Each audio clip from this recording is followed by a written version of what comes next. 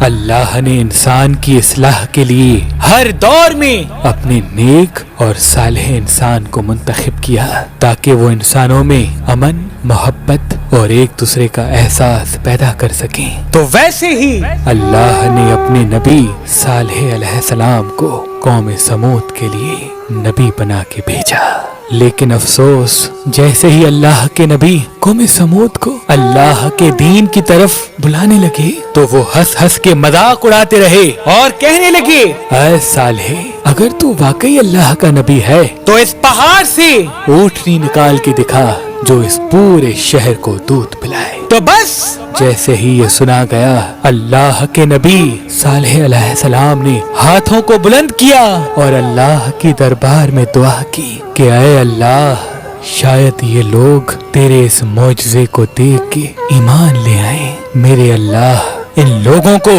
پہاڑ سے اونٹنی نکال کے دکھا۔ جیسے ہی اللہ کے نبی نے یہ دعا کی تو پہاڑ کو چیر کے ایک اونٹنی اپنے بچے کے ساتھ ان لوگوں کے سامنے کھڑی ہو گئی۔ پوری قوم حیران ہو گئی اور اللہ کے نبی حضرت صالح علیہ السلام فرمانے لگے، اے لوگو، یہ اونٹنی اللہ کی نشانی ہے۔ جو اللہ پہاڑ کو چیر کے اونٹنی کو پیدا کر سکتا ہے، وہی اس کائنات کا حقیقی خالق ہے۔ اے لوگو، پتھروں کو نہ پوجو، آگ کو نہ پوجو، اس اللہ کی عبادت کرو جس نے تمہیں پیدا کیا ہے۔ اللہ کے کرم سے وہ اونٹنی پورے شہر کو دودھ پلاتی تھی۔ اللہ کے نبی صالح علیہ السلام نے فرمایا، اے لوگو، جو ساتھ میں چشمہ ہے، اس کا پانی ایک دن تم پیو اور دوسرے دن یہ اونٹنی پیے گی جو تمہیں دودھ دیتی ہے۔ سب نے تسلیم کیا اور لوگ ایک دن چشمے کا پانی پیتے تھے اور دوسرے دن اونٹنی کا دودھ۔ لیکن افسوس، شیطان ان لوگوں کو بھٹکاتا رہا کہ اس تالاب کے پانی پہ قوم سمود کا حق ہے، اس اونٹنی کا نہیں۔ اور ایک شخص کو لالچ دی گئی کہ شہر کی سب سے خوبصورت عورت سے تمہاری شادی کروائیں گے، بس تم ہمارا ایک کام کرو، صالح کی اونٹنی کو قتل کر دو۔ اس کا نام قطار بن سالف تھا، جو ایک طاقتور اور وحشی انسان تھا۔ اس نے 9 گروہ بنائے اور یہ کہا، اس اونٹنی کو میں اپنے ہاتھوں سے ماروں گا۔ اللہ کے نبی حضرت صالح علیہ السلام پوری قوم کو سمجھاتے رہے، اللہ سے ڈرو، یہ اونٹنی اللہ کی نشانی ہے، ایک دوسرے کا احساس کرو، ہوس، لالچ اور نفسانی خواہشات سے مبرہ ہو کے دوسرے کے لیے جینا سیکھو۔ لیکن افسوس، وہ سب ان باتوں کو مذاق سمجھتے تھے۔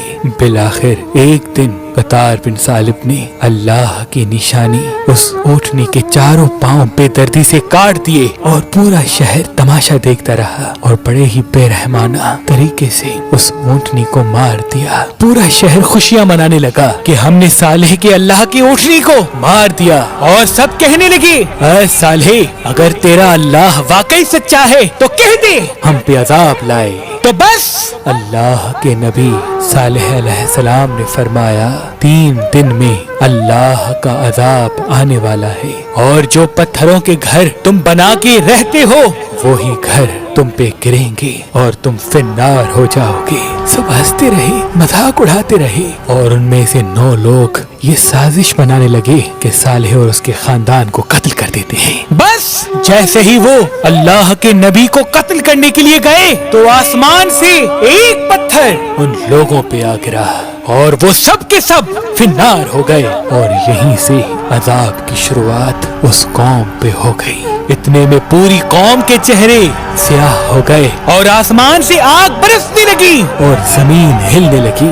اللہ کے نبی صالح علیہ السلام اور وہ لوگ جو صالح علیہ السلام پہ ایمان لے آئے، ان کے علاوہ سب کے سب فنار ہو گئے، اور یوں ان سارے ظلم کرنے والوں کو اللہ نے زمین میں ہی دفنا دیا۔ اللہ کے نبی حضرت صالح علیہ السلام اپنے قوم کے لوگوں کی لاشوں کو دیکھ کے آنکھوں کو نم کر کے فرمانے لگے، کاش تم لوگ ایک دوسرے کا احساس کرتے تو آج اس طرح رسوا نہ ہوتے۔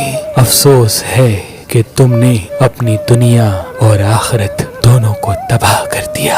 میں تمہارے لیے حق کا پیغام لایا تھا، لیکن افسوس تم لوگ حق کے پیغام لانے والے کو پسند نہیں کرتے۔ اس قوم کے آثار آج بھی موجود ہیں۔ مدینہ پاک کے شمال مغرب میں ان کے گھر موجود ہیں۔ آج تک وہ علاقہ مدائن صالح کے نام سے یاد کیا جاتا ہے۔ پھر آپ ایمان لانے والوں کے ساتھ فلسطین کے علاقے رملہ میں آ کے رہنے لگے اور باقی کی زندگی وہیں گزاری، اور وہیں سے آپ نے دار الفناہ سے دار البقاء کی طرف کوچ کر لیا۔ سلام ہو اللہ کا پیغام عام کرنے والے اللہ کے نبی حضرت صالح علیہ السلام پر۔